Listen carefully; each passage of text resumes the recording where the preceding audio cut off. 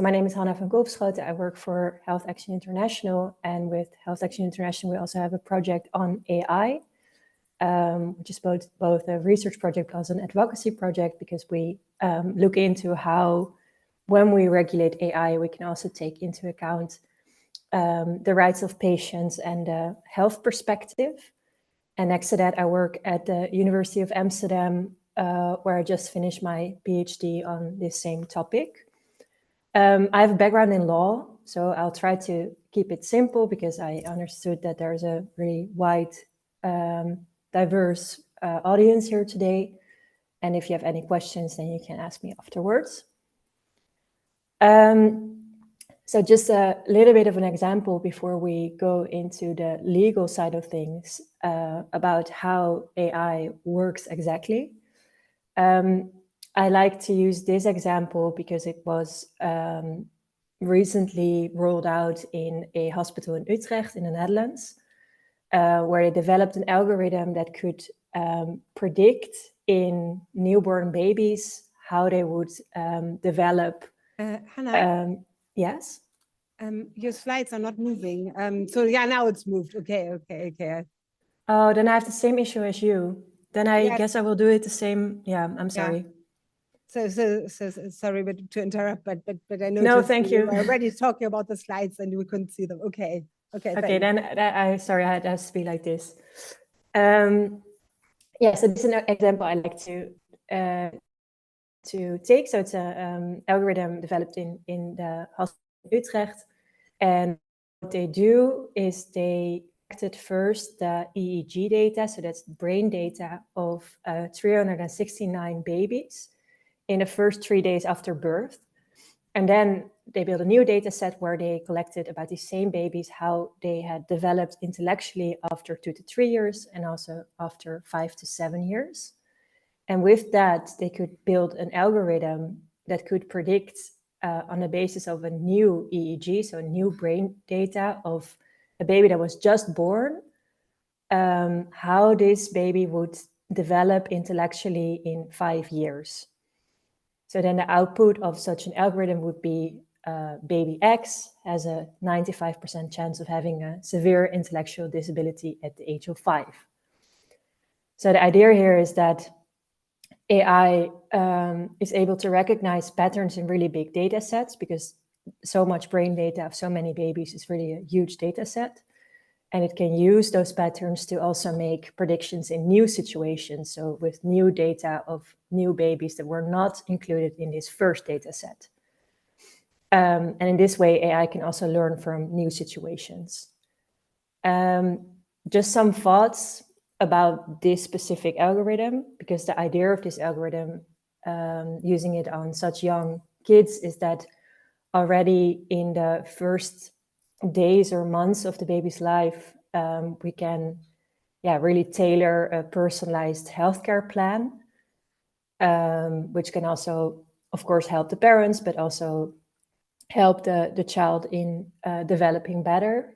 And at the same time, a downside that is mentioned before is that we also have to do a lot with maybe bad stereotypes, or that we already put a certain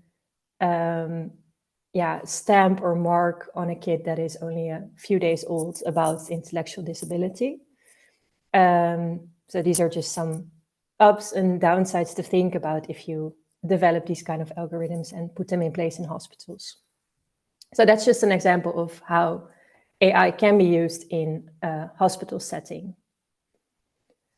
So what my research is about is how this development of AI and its implementation in hospitals and healthcare, how that challenges the rights of patients.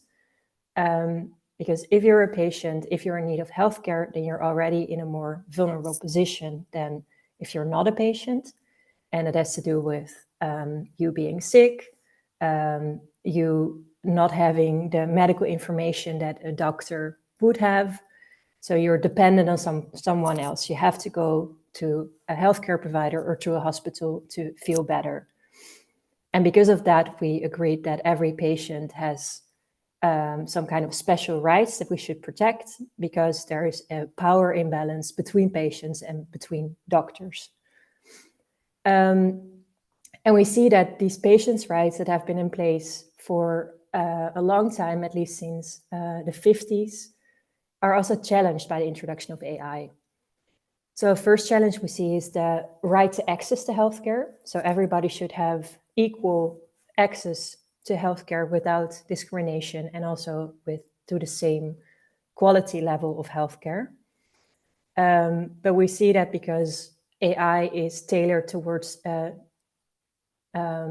let's say, the average patient group, that the patients who do not meet these average characteristics are not always helped as much by these AI algorithms as patients who do meet these average statistics.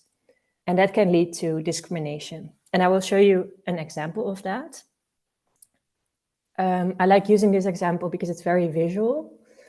So this is from a study that was published in The Lancet, and it's an image that was generated by ChatGPT. So how that works is that you ask ChatGPT to make an image on the basis of words that you put in yourself. So you can, for example, say, make an image of a yellow dog, and then it will give you an image of a yellow dog. So it's text to image. So I've showed this picture to many of my students, and I asked them, what do you think that text input was in ChatGPT to have this image as an outcome? And many of them said, okay, it's clearly a white doctor helping kids in Africa. Or it's maybe more literal, a white doctor helping small Black kids, for example. So that's what you would expect to have as input if you have this picture as an output. But actually, what was put in to generate this picture was traditional African healer is helping poor and sick white children. And then you think, how is that possible? Because that is not what we see in this picture. And how that works is that for the database that was developed to indicate what kind of text needs to be transformed into what kind of pictures, we also look at statistics and what do we have the most of. So in the database that was used to make this picture, there was no match with poor and sick white children, but there was a match with poor and sick Black children, and that's why that is shown in the picture. Also, there was no match with traditional African healer, because if you typed in healer, then all that came out was this white looking male.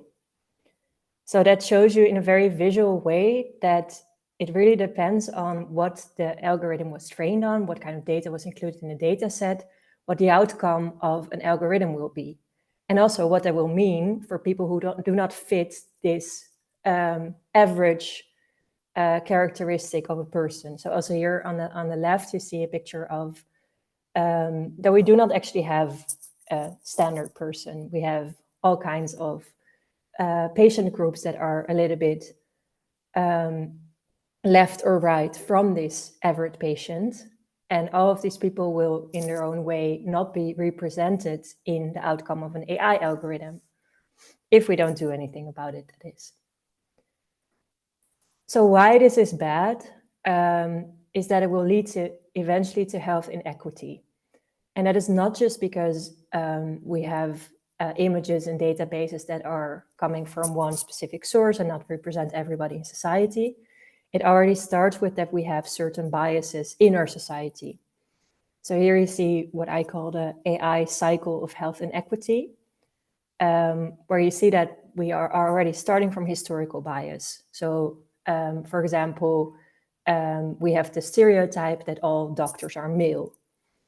Then we also see that coming back in our data sets. And we also see that coming back in the models that we build to, for example, test these AI algorithms. So on what patients do they work well and on what patients do they work less well. And if we go through this cycle, then we see that actually in every part of developing an AI algorithm, so from taking data from our existing society to deciding where to implement certain AI tools, we all have a risk of biases coming into the data that will exclude probably a small part of our patient population. And this will eventually, I fear, lead to more health inequity than we already have. Another issue that we see with patients' rights is the right to self-determination. So that means that every patient has a right to decide what happens to their own body. So we have a right to physical and mental integrity. You cannot just start a procedure on a patient. Every patient first has to understand all the consequences and then give an informed consent based on this information. But the problem with AI is that we do not always exactly see how it works as a patient. So we do not always have insights in what kind of data was used to build the model. Because maybe as a patient, if you know that you're part of a more marginalized group, you would not like to use an AI algorithm that was only trained on the average patient population, because then you would know it wouldn't work as well for you. But we do not always have access to this kind of information. So that's an example of how it could challenge the right to determination. And the same goes for this right to justice, where right now, if something goes wrong in your medical treatment, there's this whole system set up in hospitals where you should go to file complaints, to maybe get compensation, and how to get access to a lawyer to help you in these kind of cases. But with AI, it's not as clear, because you don't always have a doctor that made a clear mistake that you can hold liable for these mistakes. But you have to deal sometimes with a software developer. And often you will not even know that a doctor has used a certain AI tool to perform a certain medical procedure. So also this is challenged. Another issue that we see in our research is that the right to privacy and confidentiality is often compromised, because in order to make these AI systems, you need a lot of personal information about patients. And right now, we do not always know whether the data stays within the system or it will leak and be no longer confidential. Well, before with our doctor, we could always trust that the doctor had a duty to medical confidentiality. So these are some of the issues that we see with AI and rights when it comes to use in healthcare. And in the EU, we do have a legal framework that protects patients against these rights. But in this framework, AI was not always taken into consideration, because AI is a newer technology. And that's why the EU recently came up also with the AI Act. So this AI Act was adopted on 21st of May in 2024, and it's now slowly being applicable. So now governments, but also companies, have to comply with this law. And the idea is that it regulates the development of AI, but also the placing on the market and the putting into service, for example, in a hospital. And the aims of this act is that it has to promote safety, so the products have to be safe. It also has to respect fundamental rights, lead to more trust in AI, lead to more innovation, and also make the EU more competitive in the field of AI as compared to the US and Asia, for example. The idea is that it has horizontal application. That means that it applies in an equal way to every sector. So the same, there's no separate framework for healthcare or education. This legal framework covers it all. And the idea is also that the rules are based on the level of risk. So the higher the risk a certain AI system introduces, the stricter the rule will also be. So for healthcare, we see that there's these three categories of risk. So it's the high risk, the low risk, and the minimum risk. And there the AI Act says, okay, we see a high risk if AI is used for medical devices. So if AI is used in tools that are actually used in patient treatment. We also see a high risk if AI is used to determine the price of health insurance. And we also see a high risk when AI is used to classify emergency calls. So if you call 112 in Europe and the algorithm determines whether you are an emergency person or not.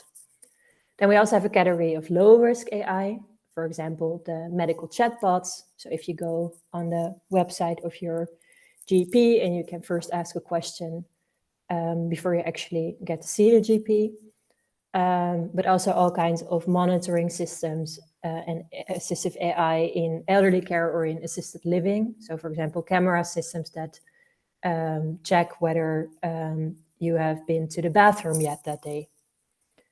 And then there's also a category of AI that is not at all covered by this framework because it's a minimal risk. And that's, for example, AI in hospital administration. So AI that never really reaches the patients directly.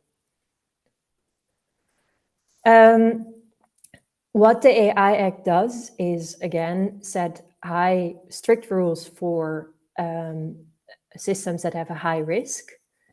And for other systems that have a lower risk, they set less strict rules. So if you want to use as a healthcare provider or develop as a tech developer an AI system that is, for example, a medical device, so that directly treats patients or is involved in diagnosis, you have to comply with more strict rules.